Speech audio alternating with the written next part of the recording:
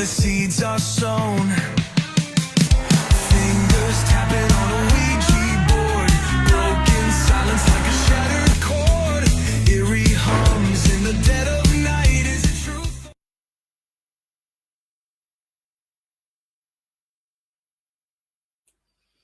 What's up, everybody? I'm just gonna talk already. Mary is still struggling. Ah, there she is. Yeah, the screen opened up 10 times, so we have another big try. Yes, we are going to have so much bloopers in the end of the year. I told you I'm I will, going to mess up major. I'm going to add something for everybody who's looking right now or listening to our Spotify. If you found a blooper we didn't, please send them over. We Yeah. need them. We need them. Yep. We do need. And Restream worked fine this time. I could even remove the video. So I hope you liked the new video because Shane made a new one.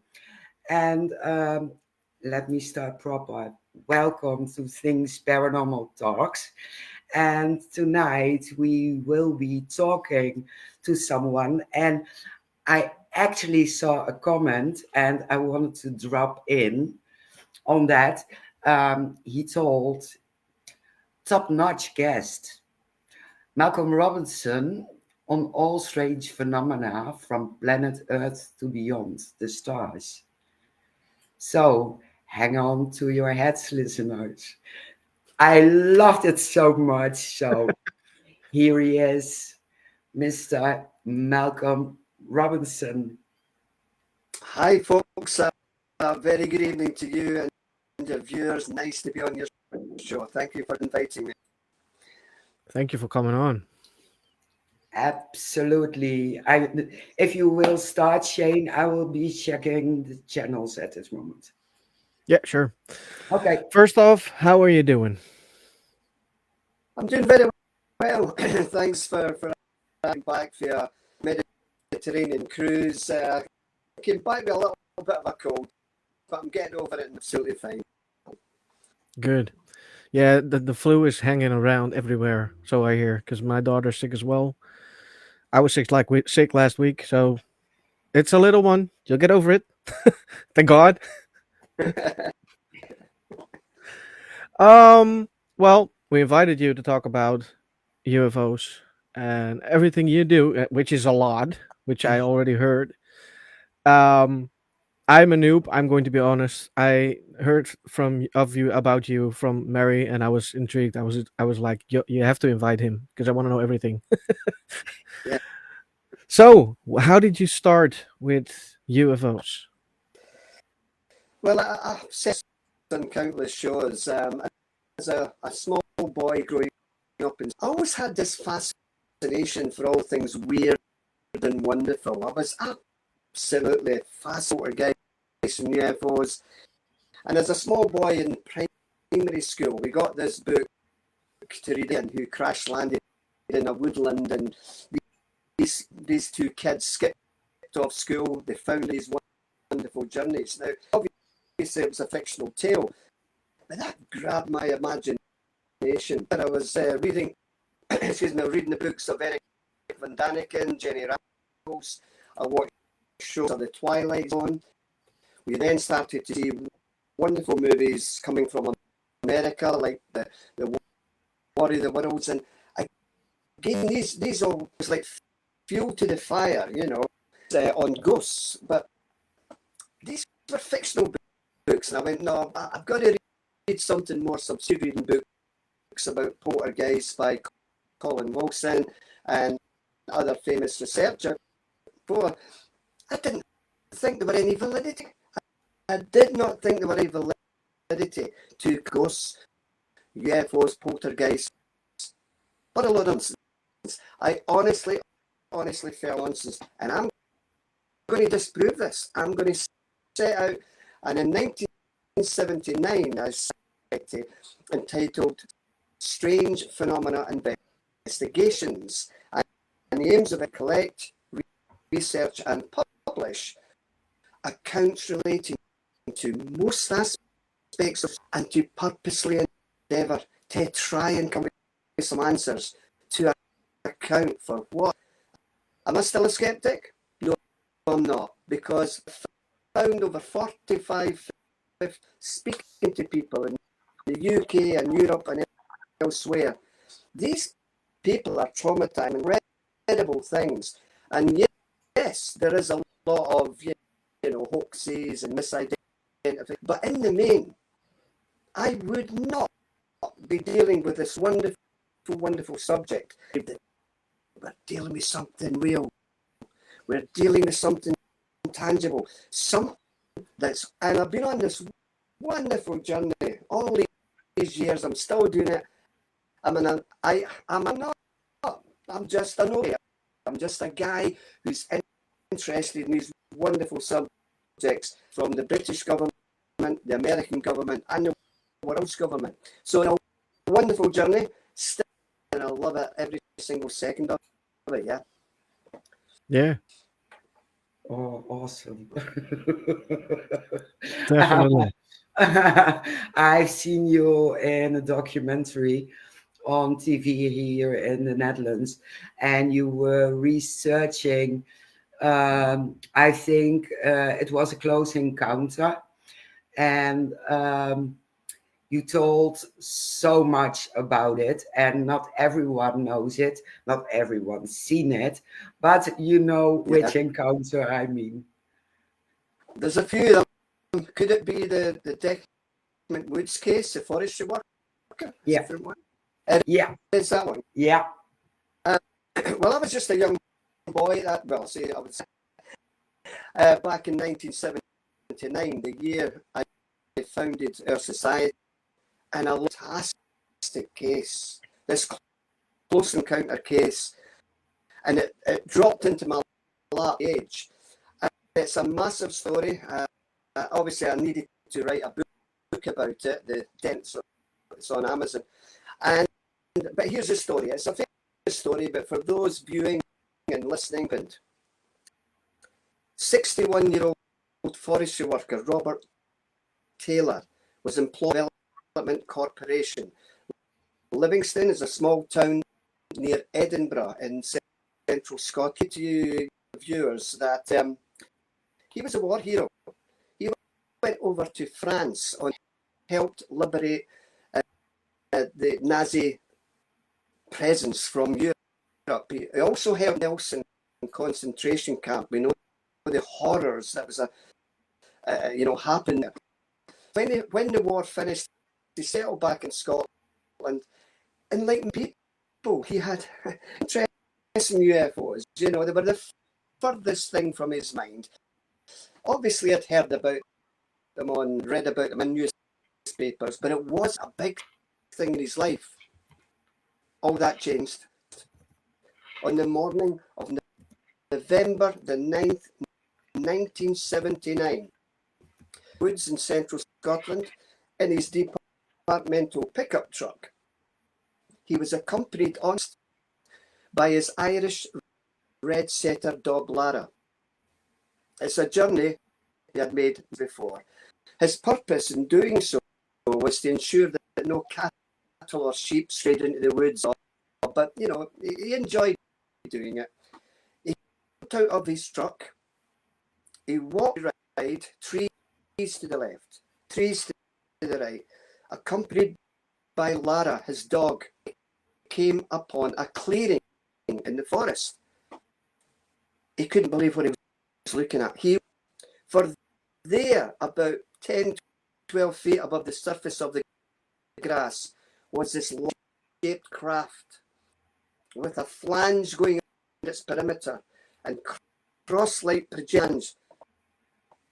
And he's standing there looking at this. What's this? I've seen the likes of this before. And his dog is barking furiously. Then it rematerialized, it solidified, it desolidified. You could see it. And as if this whole scenario couldn't get any more weirdly, it did. For what resembled two seconds, those spherical balls with the spikes that bobbed along in the North Atlantic channels. These mines would explode. Similar to that. Dropped. Hovering craft, impacted on the grass and started rolling across the grass. And he's looking at these things. There was only about 3 spheres with the spikes, and he stopped.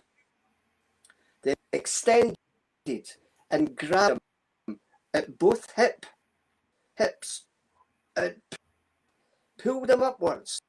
And at that point, he remembers a swishing sound, wooden stick, and you swished it over the air, and then a terrible pun, like burning brake linings. If you put your foot on the brakes in your car, it comes up through the foot. This horrible smell pervaded the whole area. Then he lost. When he regained consciousness, thank God, this large object were gone. But what he did find was over 40 holes in the grass, triangular and circular holes in the grass, and 2 ladder-like grass. He found that he had a nasty graze under his chin. He had a graze on his trousers were ripped. His clothes were all muddy. And he managed to stagger back to radio base to phone his boss. He couldn't speak, he had lost his voice. And somehow he managed to reverse his pickup truck into a small, shallow ditch, the back wheel. So he had to leave his truck in the forest, and he managed to stagger to his home in Deans, is a small village near the town of Livingston. And when his wife saw him, "What's happened to you? Look at you, your trousers are clothes." And he said, and I can only say, Mary, the words he said, "What?" And his wife said, "Attacked by men? No, by oh, come inside. There are no such things as a spaceship. Come on, come inside." And she went, "Wait a minute, I've been married to this man for over 40 years. He would never, ever a story like this." She phoned his doctor. The doctor attended the family house, and he did a heart rate was very elevated. And he then suggested the hospital to get tested. He waited and he waited and he waited. Nobody came near him. So he just says, "I've had enough. I'm going." So he wasn't. When he went back home, Mary, his boss was there. Malcolm was there. "Look, all the marks in the grass." And this was deemed as an assault by person, and as such, the police became involved. A full investigation was undertaken. Even a forensic test was done on the trout to the chief forensic scientist, a gentleman by the name of Lester Knibb, in Malcolm. These trousers were ripped upwards in a mechanical, not made by any forest debris like sharp stones or twigs, neither, barbed wire fencing. And they were totally flummoxed as to what was going on. They say that in the weeks after, there were a number of UFO sightings, people. And we also have claims, once my book was released, stories, and one young boy about 12 years of age says, "Malcolm, I went up to Deckman Woods and there were over a dozen military people in the woods." So that was quite an interesting testimony. And in my latest book, UFO Case Files of Scotland, we have more testimony about the Deckman Woods, new testimony. One girl in the woods, and she saw this whole event transpire. It's one of Scotland's big encounter cases, and I honestly believe, and there's over 12 theories as to Bob Taylor, and I address these queries in my book, these theories in my book. Met the man, haven't interviewed the man. That man was telling the truth, as he's in the right place at the right time, or the wrong place at the wrong time. And he said, "My God, how I wish you had been there to see this enormous." So, but what was it doing there? We've got to ask ourselves what it was doing there. And I've only said that kind of gives you an idea of what happened in that case. One case, I evaluate my skeptical thoughts, and I went, you know what? I think there's something going on. It's that one case. I now do wholeheartedly believe that we're dealing with something in this world. It's always been with us through time immemorial. We see it in Renaissance paintings. We see it in cave acted various countries and continents. And it's what a case that was. Interesting. Very interesting. Yeah. Now, I have a question if it comes to what happened to this man in particular. What do you think they, as in alien wise, want to accomplish by doing something like that? It's a massive question, a great question. It's a question I don't have I give you my speculations. It kind of lends into the UFO abduction scenario, cars, the comfort of their home, etc. In Robert's case, the witness, it was in the woods. Speculate that they're taking sperm and ova from males and females. I know it's in Star Trek, a dying planet. Excuse me, a dying planet. Or, it could be something from us, some form of genetic manipulation. That's only, who's to say that what we're seeing in the skies actually maybe we are the experiment. They are the gods. They placed us here. It's nothing to do with species. I don't know where that leads us with Christianity. We can maybe address that later. But maybe for them. As for Robert Taylor, we don't know truth. He was hypnotized by a stage hypnotherapist by the name of Robert Halper, and all we learned from that is he took Bob back in time to that eventful morning. The mind didn't come up. They remained firmly closed, and all Bob could recollect in blackness. We could not penetrate the blackness through the, and sadly the witness died a few years ago. But I believe him. Yeah. Yeah, his story sounds very credible. Yeah. It did the first time I saw it. Yeah. Yeah. And point of fact, I still actually have the witnesses in my office where I'm on screen with you, and I take these ripped trousers and I show my lectures and stuff, and it's nice to have an artifact, an alleged artifact that alleges something not of this world. To have that is fantastic. Yeah, that is fantastic. Yeah. This close encounter, it made me very curious. If you look at Skinwalker Ranch and the area over there, you have UFO sightings, and they have close encounters, I think, but they have also cattle mutilation.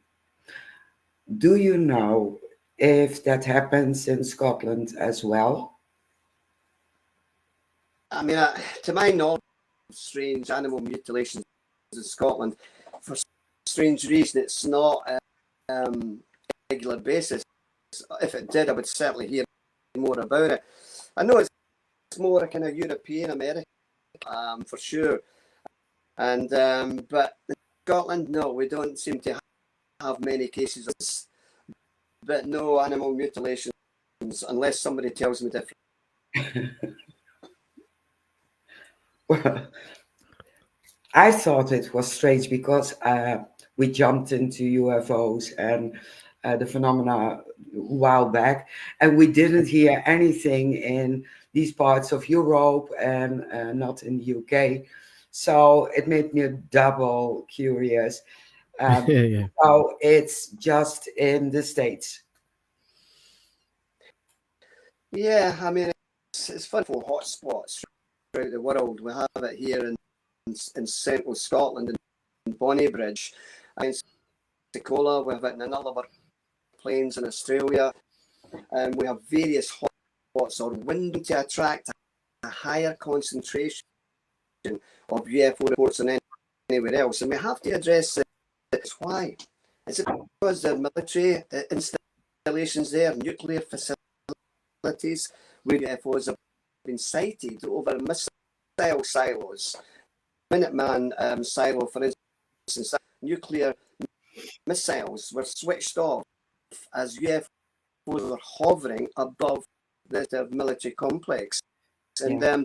I mean, people say should be alarmed, should be these. I think if they wanted it to cause us any harm, they would certainly. The big problem is we're still having these UFO abductions. It begs the question on a show just the other day there. Is it because something else? What I mean by that, I can't remember if she's American or Australian. I think she was American. A lady by the name of Mon, lots of UFO sightings and encounters with beings. And she got these two to come with me. Come with me and you'll see me being taken by aliens. Yeah, absolutely. So she drove in her car, picked up these two in the back of the car, and Maureen Puddy was right in the front. And then suddenly she said, they're coming. So of course the two researchers are like, wow, this is going to be great. They're almost here. They're here. They're ahead. I'm going now. The thing is, yeah, she was still in the front seat of the car. So my question, my speculation is not a physical abduction.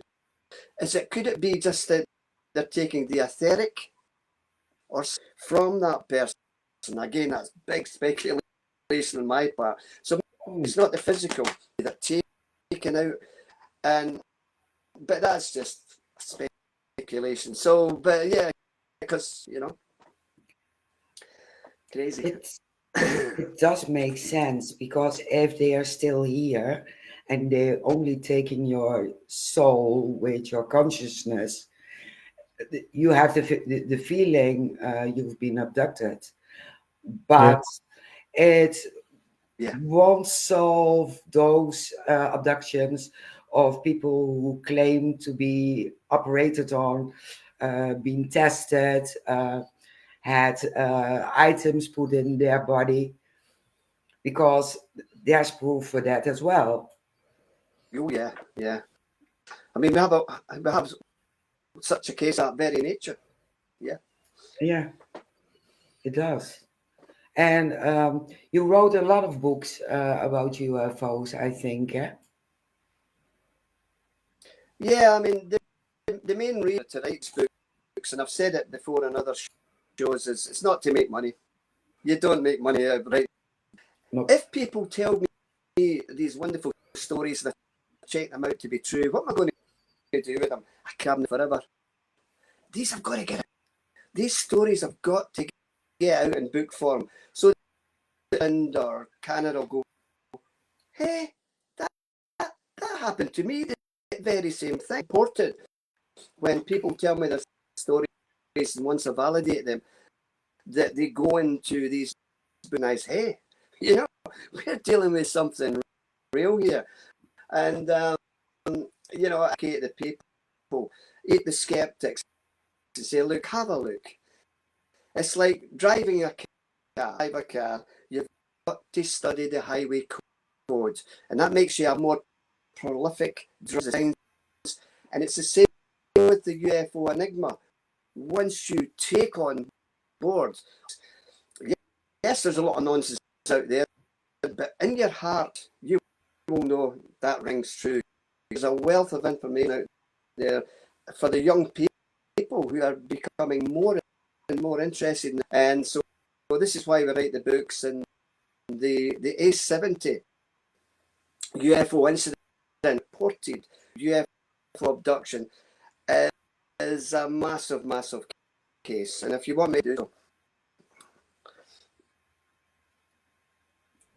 Absolutely marvelous. Yeah, I just looked up a few books. UFO Cave Files. I do that. And let me see. Now they. That's the latest, folks. Get Amazon. Yeah, UFO Case Files Case of Files of Scotland, Scotland. Volume Yeah. 3. Yeah, I was looking for that. So there are two previous, obvious. Another blooper. Oh my I mean, God. it's not just UFOs I'm interested in. Of course, it's not. It's the paranormal. It's Loch Ness. Series in general fascinate me, and we're trying to find out what is behind these wonderful mysteries. Yeah, and I've said before that my main heart lies with the paranormal, with the spiritual side of the nights and haunted houses, and I've seen a whole bizarre range of stuff that, man, and I've seen it with my own eyes, you know. And Yeah. but yeah, UFOs are still there. Still a big part of Robert Taylor, the 70 case, and Falkland Hill, and various other ones. Yeah. Yeah. And you already mentioned it. The Loch Ness Monster. Yeah, yeah, yeah. I Have you mean, seen it? yeah, I mean, Have you seen it? I've got one behind me. No, no. I mean, Scotland. Needless to say, my father regaled me with these wonderful tales of a water horse in Scotland, and the story goes that these kelpies drew from the roadside into the depths of the loch. Just, you know, tales of tales, so to speak. But of course, Nessie was a different kettle of fish. These reports of this beastie have been there since time immemorial, you know. So many of our as a young holidays, were up to Inverness and also Loch Ness, and we also did a trip on one of the up and down Loch Ness. And as a young boy, I was fascinated. I had my father's binoculars, hoping to see Nessie, and then I believe I did, because I saw what appeared in the water. But as an adult growing up, I now know it probably wasn't. Probably what boy was what we call a standing wave. And what that means is you've got one boat traversing north, and as they push against the water, it creates a standing wave. Boats disappear, you're left with a lot of humps, you know, and it's just water turbulence. So it wasn't that. And then when I got older, I took many trips up to Loch Ness. I camped alongside, interviewed the people around the loch, spoke to witnesses, spoke to Alex Campbell of Loch Ness. Now, he's the man, Alex Campbell.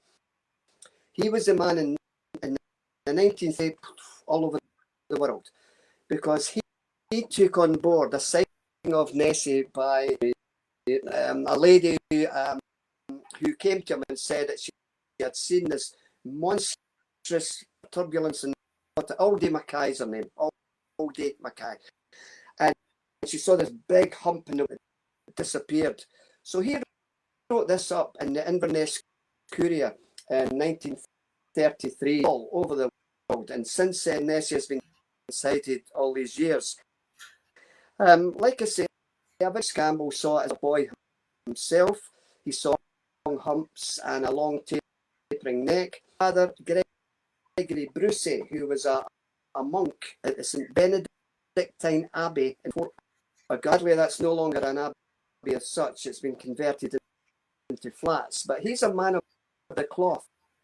And in 1971, I had a friend from Westminster Cathedral came up. I took him down to the jetty at the south side of Loch Ness. And Loch Ness day, a sheet of glass, not a ripple, just like a sheet of glass. And his long tapering neck stuck from the bowels of Loch Ness, sheep-like head, and just descended back into the bowels of Loch Ness and was gone. He said to his colleague, he says, "My God, you've been here and you've seen old Nessie." I interviewed Frank Serrell, who came up to Loch Ness, and he was there. I'm going to prove it. I'm going to prove Nessie. I didn't realise how difficult it is excuse me, to photograph this, to fake it. And he started making all these fakes. And I'll devote a whole in my book on Loch Ness. Anyway, I had the fortune to go to Loch Ness in 1994. It was a 25-foot submersible. It was sponsored by Swatch watches. It had a large front toughened glass and nose of the submarine. Outside were very, very, very strong halogen lights to penetrate the Loch Ness. There were also a porthole in the floor of the submarine, toughened glass, to about, once you get past 12 feet, it's not peat stained anymore. It's heavily peat stained.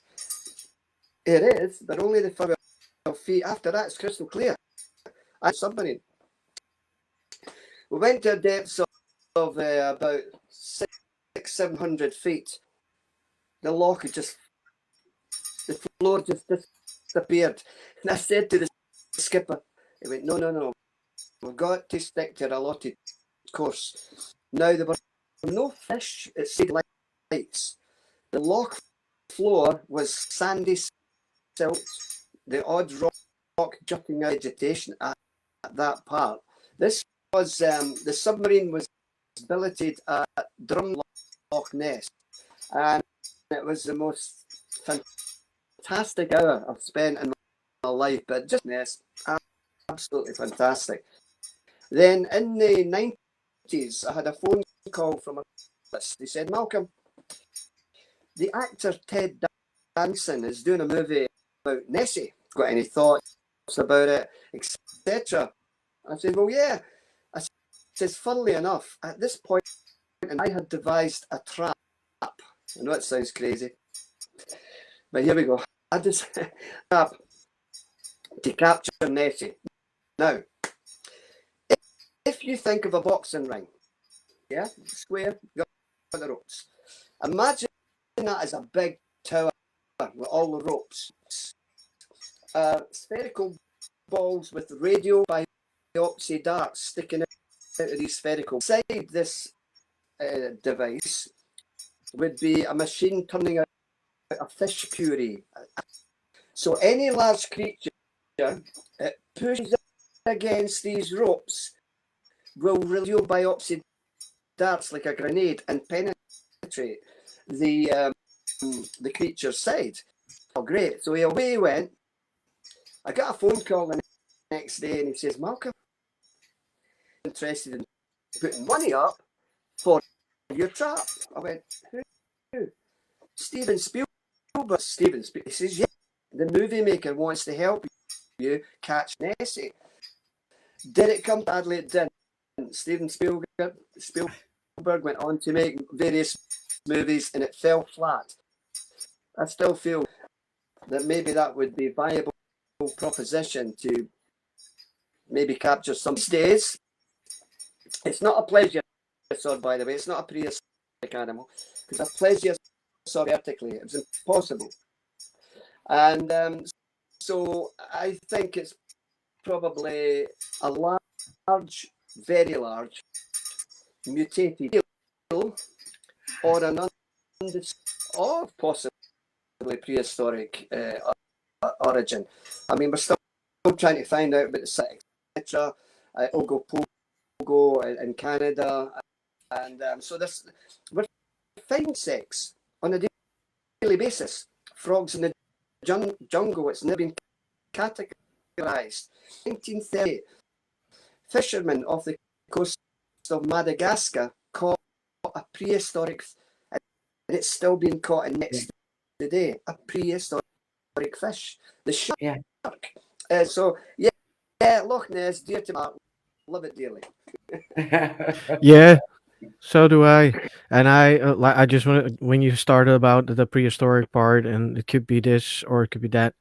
When I showed Loch Ness to my children, the first thing they said, "Oh, dinosaur." I was like, "They're right. It looks Yeah, like a dino." could be. Yeah, I mean, this is it. And a dinosaur, you know, some of it was often claimed as a plesiosaur. In fact, if you wait a minute, I think I've got something like that. I don't know if you Yeah, can Yeah. see that. So you got the flippers and the elytra, you know. But I don't think it's a plesiosaur. Like I said earlier, plesiosaurs couldn't. But we um, love Nessie. We love her yeah, Nessie. Oh yes, we do. yeah, but it could be a hybrid, a mix from Hybrid. something. Yeah, Yeah, why not? it's a very Hybrid. good possibility. Yeah, they have created dire wolf, a hybrid. So Yep. they find the chupacabra is they found DNA and it's a hybrid species. So maybe Nessie is a hybrid as well. They say that about the chupacabra, that maybe it was made some tests on this creature and made a kind of chupacabra, and excuse me, somehow, I don't know. There's so many stories. Yeah, There's too many stories. absolutely. Yeah. And the scientists are fighting all over it. So They always do because they can't yes, find out what it is. exactly, exactly. Well, do you also research cryptids, especially for Lois? Yeah, I mean, we have. I've got a number of models here in my office.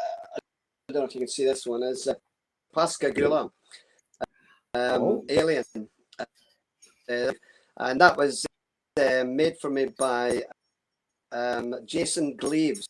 He's a model maker. It's a model maker, and he makes a lot of my models of UFO sighting. I've got worlds. I've got the Tic Tac, the USS Theodore yeah. Roosevelt models of that.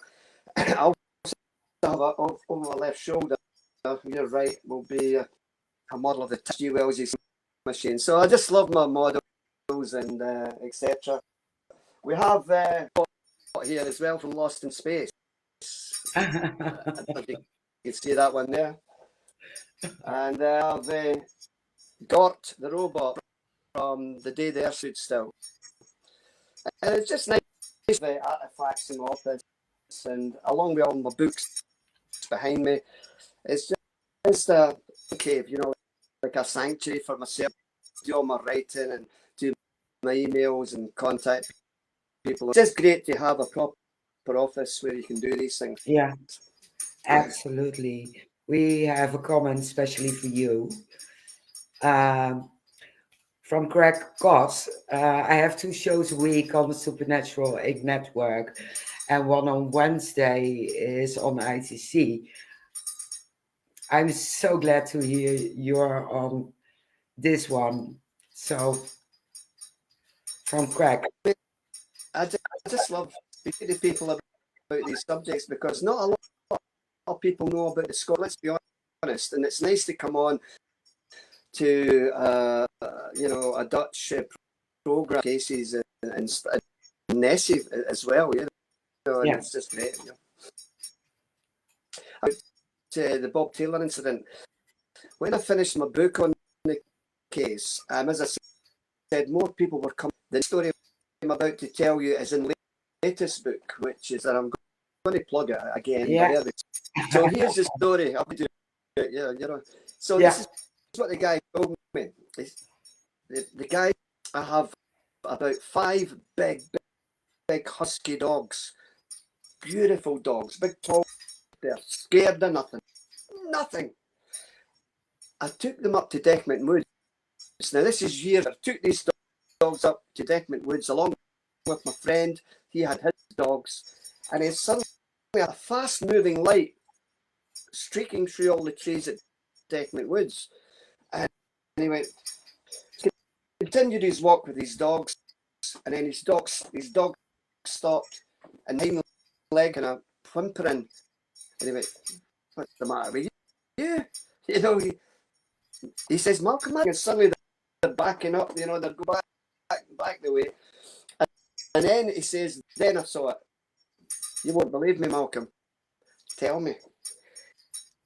He claimed he saw what we call a part wolf, part dog. It was all furry, black, and it had this snout, and it said it was red eyes, and it was only a matter of feet away from him, and eyes upon eyes upon eyes. And he says, "I don't know you'd done excited, and I guess I was frightened. And then suddenly the thing. Now these dog men sightings are worldwide, as we know, and to come up in Deckmont Woods, the scene of one of Scotland's biggest cases, and that full story, more of that's in the latest book. Yeah, crazy. Dogman sightings. I'm so jealous. You know why? We don't have that much sightings about cryptids or whatever. Shane has seen a cryptid, and I think I never seen one. Well, would you believe? I know this is going to sound weird from my perspective. We have a lady researcher here in Scotland, and big foot creatures roaming the wilderness parts of Scotland, because parts of Scotland is all kind of wilderness, and they've been, these ripped up like a tent pushed against a main tree are signs of what a Bigfoot will do. And I've not really researched this myself. I can only go by. She gave a wonderful presentation at the Paranormal conference a few years ago, where she went on stage and blew everybody away, wax and marks and howls and everything. And to think we've got that in Scotland, it's exciting. Don't you just love this subject? I love it so much. Oh yes, definitely. Yeah, I can't talk enough about it, and I want to know everything, and I even want to experience it. Yes, so do I. Yeah. Uh, for example, Kelpie. Come on, let's go. Let's find a sighting. But I think I'd like to tell you about. I don't know how much the Dutch people know the 70 case. Shane and Mary, are you aware of the A70 UFO? I heard about it. Yes. I haven't. I've seen a lot, but I can't remember hearing about that. Okay, are you sitting comfortably? I am. Yes. Okay, I'll try my very best to give you the short version, right? This is for the Dutch story, but I'm just hoping, again, I'm trying to awaken the Dutch viewers to this. 1992, Gary Wood was employed by the St John Edinburgh. He was at that point, he was an ambulance repairman, and his friend, and decorator. Again, both men, no interest in UFOs. But that was the furthest thing from their mind, you know. And so on that August 92, they travelled from Edinburgh, the capital city of Scotland, to take us some friends in a small village in Brax. Now, as you leave the tenement buildings, the grey buildings, eventually the road, the A70, and its fields for miles and miles, farmers' fields, a little reservoir, a little house, sheep, that's all it is. So it's dark, and they're driving down this road, and such large, two-tiered, shiny black object hovering above the surface of the sharp corner of this. They knew, as most people in close proximity sightings are aware of, this ain't no helicopter, this ain't no aircraft of any description. What do we do? I've done this on many shows, so if you can imagine, this is UFO. This hand is the car. It was directly underneath this hovering object. This object shimmering curtain of sparkly mist, sparkly snowflake mist beneath this hovering object hit the car.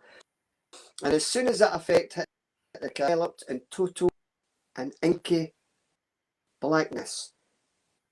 They couldn't see their hand, couldn't see each other, they couldn't see the dashboard of the car. Are we dead? Is this what death looks like? They regained their sight seconds later, apparently, we don't know for how long. The car was on the wrong side, back onto the left-hand side of the road. That's where we drive in the UK, of course, left-hand side. And Brax, this house, this people. No, the door, no answer. Eventually, the lady of the house opened up an upstairs window. What time do you call this? What do you mean? An hour and a half late, you should have been. Now, the journey should only have taken 35 minutes. That's over that. An hour and a half over that. So they proceeded to tell the occupants of the house, they roared with laughter. They got laughed out of the house. Now that night, after, they had strange dreams of these small grey beings, large pear-shaped head, black inky almost shaped eyes coming into their dream world. And then scars on their body that were not there before. There. So Gary's thinking, surely this can't be one of the encounters. But what if it is? Who do you go to? Who do you tell? So he the library in Edinburgh. He went to the UFO Paranormal section. He picked out a book by the wonderful Jenny S. And our contact details for SPI were in that book. Long story short, we invited him to my home, and at that point I advocated the use of hypnotic regression. Guys, would you be happy to go under hypnosis just to see if perhaps something else might have happened? Oh, come please, we'll do anything we need to. Us. Our workmates don't believe us. We're getting laughed at all the time. We need to make it happen. And I says, yeah, of course. So with a qualified hypnotherapist, a lady by Helen Longer with us, bless you, Helen, she subjected both men, took them individually back to that August evening, and what I'm about to tell story that came under hypnosis. The conscious recall was only ever seen of the UFO and the sparkly light. That's a conscious recall. Under hypnosis, the car was stopped. 3 or 4 small beings came toward forcibly out of the car. They were taken on board this object, presumably, and completely naked on a flat raised table about 4 or 5 feet away from this object. The interior of this room was curved. The ceiling was plastic with a light shining through, and it felt very cool. It felt hot. It was just cool. And he was naked. And there were 2 small beings, pendulum-like device, moving it around Gary's legs and his body. And he says, Malcolm, when he did that, the feeling was like somebody's hand was inside my entrails. The pain was horrendous. He also saw a number of objects in if it's too big a story to tell in a small sitting. One of the main things that Gary to tell me at the time, I said, no, please, you got to tell me. Doesn't matter if it sounds silly. Okay, here goes. And what Gary said to me was this. As he was lying on this, I couldn't move a muscle.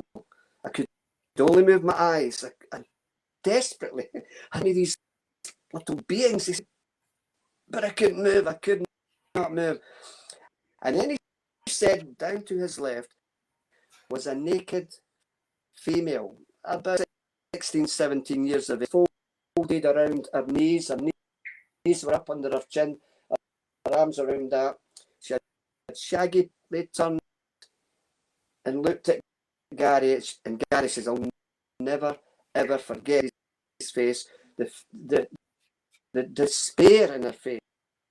She had tears running down her face. Colin found himself encased in a kind of tall person, naked. He was strapped, and when he could not move, he could only move his eyes. But when he looked in front of him, there were other males and females completely naked, and this all beings moving around, doing things, etc.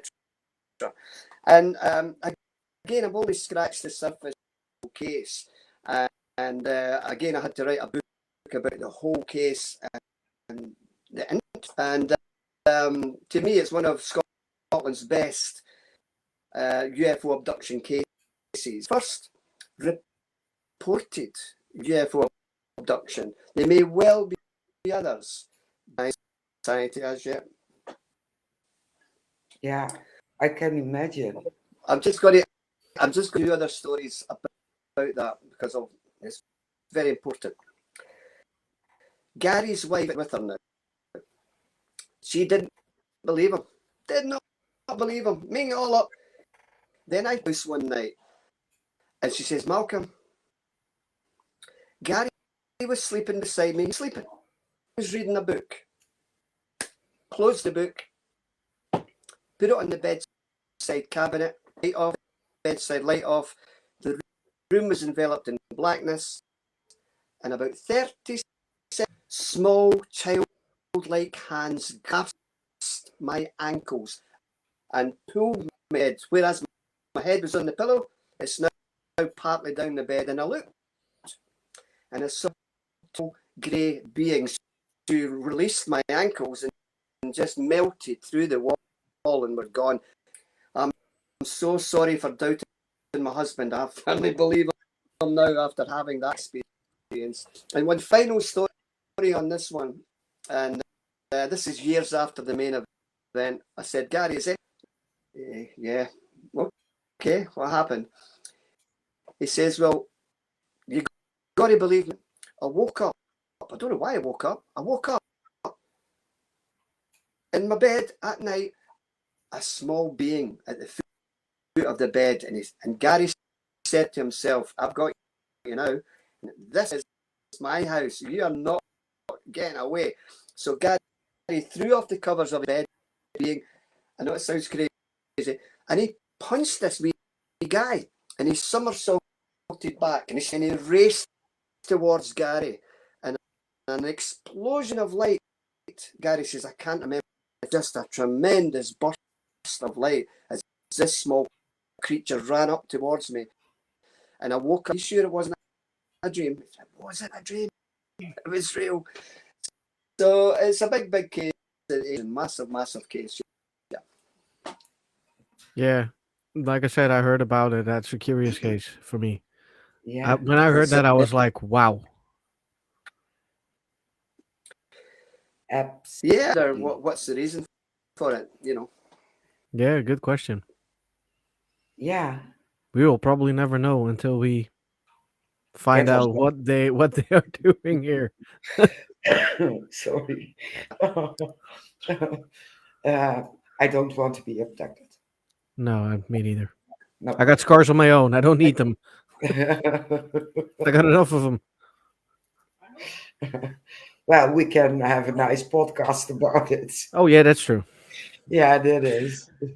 Yeah, no, still no. No, we won't. We won't.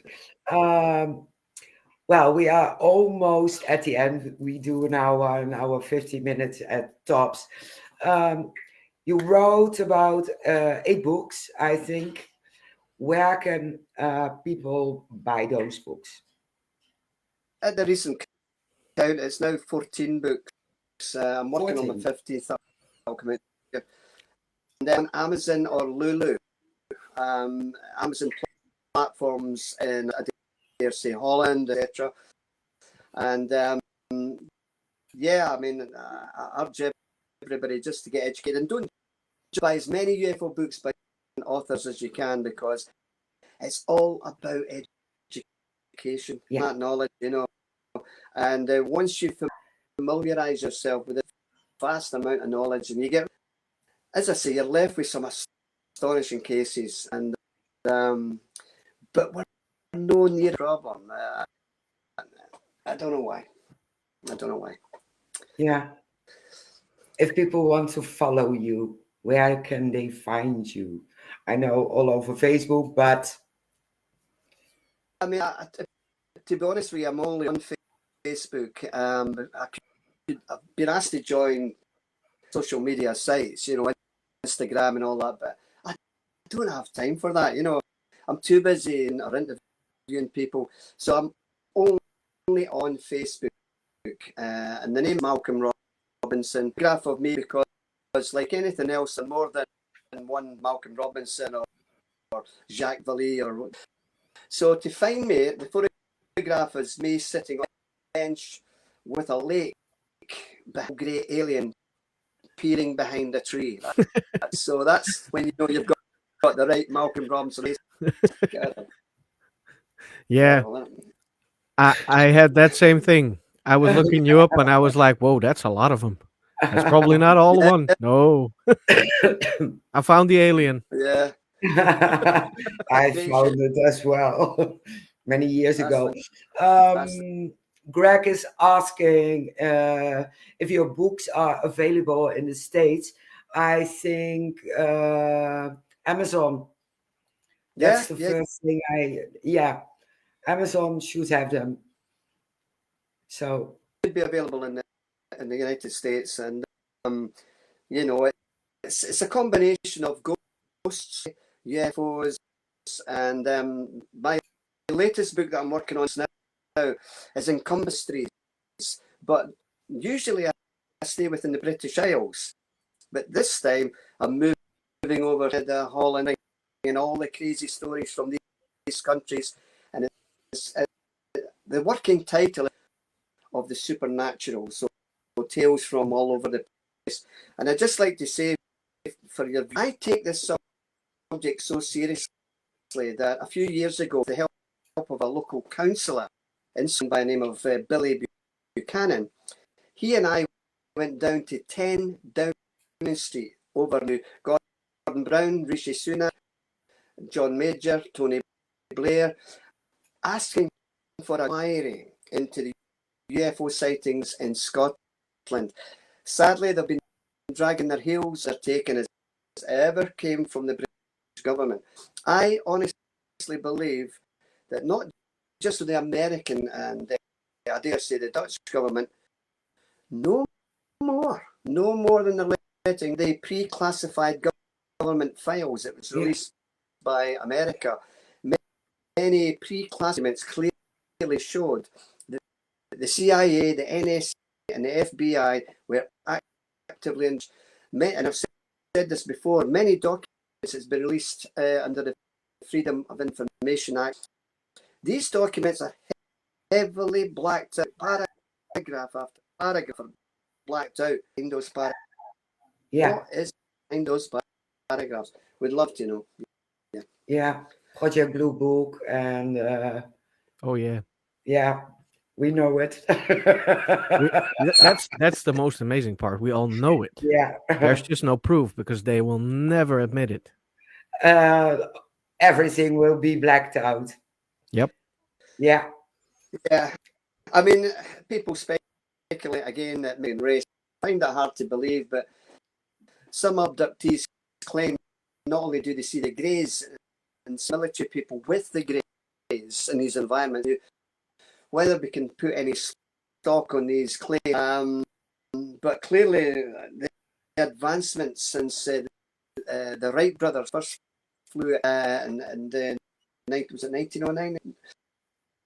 When they first flew to man's first foot on the moon, came a long way, you know. I'm not saying that we've got any technology at Roswell, New Mexico, or anything. That again, that's pure speculation. Other people you may have, yes, we do have back in technology. The big thing is, of course, Tic Tac sightings, the Go Fast and Gimbal. These were sightings which was cited by a fleet of American naval ships, the USS Theodore Roosevelt, and there was another one involved as well. Now, they dispatched Navy pilots in objects, and these were travelling at excessive speeds and stop, sharp right turns, and object, the G-force would surely kill pilot. Could it have been a drone? We don't know. But clearly there is a technology out there that nobody's putting their hand up and saying masters of this technology. Surely if America or Great Britain had this one to say, we got this, you better be aware, look at what we've got. But nobody is coming forward moving objects, you know. So where do they come from? Yeah, exactly. And Russia has the same because in Russia they had a crash site as well, and they claim to have extraterrestrials, and so they should be bragging about it. So Yep. You would think so. You would think so. You would tell the world about the technology. Look at Russia. Look at a few months ago they paraded all the look what we've got, guys. Yeah. And I think and North Korea did the same as well. The world as it stands just now is very, very unstable. We have the Ukrainian, the madman Putin invading a territory which he claims he wants back. It's like Hitler, it's like Pol Pot, it's all the dictators. We still, to think today, it's terrible, you know. And the world is pretty unstable, but only quality and honesty and goodness and will prevail. And if they don't, does that mean perhaps our visitors upstate finally say, you guys are going too far. You got to stop it. Maybe that intrusion by these so-called UFOs. Yeah, that would be the best thing. If they want to come to us, they have to do it now and scream out, "It's enough what you've done." Yeah, absolutely. I totally agree. Absolutely. I'm out of questions. So my, I just saw the comment of Craig. He said, Yeah. "I'll look you up, Malcolm, on Facebook. Thank you, and thank you for the great show." Well, which we want to thank you, of course. We of course want to thank you for the great show and coming on with us. It was a Yes, complete honor to have you. absolutely. You make Uh, me a lot uh, smarter. well, I mean, I just love speaking up, and as I say, I've, I've I've only been over to Holland once, and that was 2 years ago, where I lived a Dutch UFO society, and that they're lovely people. You are lovely people. It's that you've got me on the show, and I don't see any subtitles, so I must be doing okay. Oh, you're doing pretty good. Yes, Yes, you do, you do. you're completely understandable. And I'm not Cheers. asking what, so so I'm improving. Oh yes, oh yes, definitely. Well, we are at the end of this week's Things Paranormal Paranormal Talks. talks. Yes, Yes, and we talked about to Malcolm Robinson.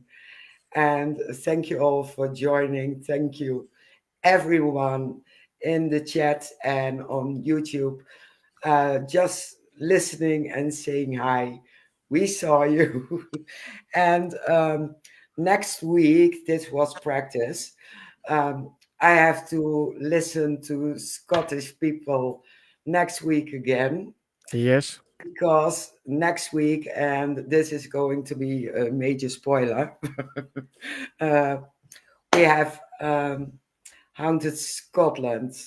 We have Ryan and Greg. So if you want to know more, write down your questions. It's our Halloween special on Wednesday evening, yes, it is. Haunted Scotland.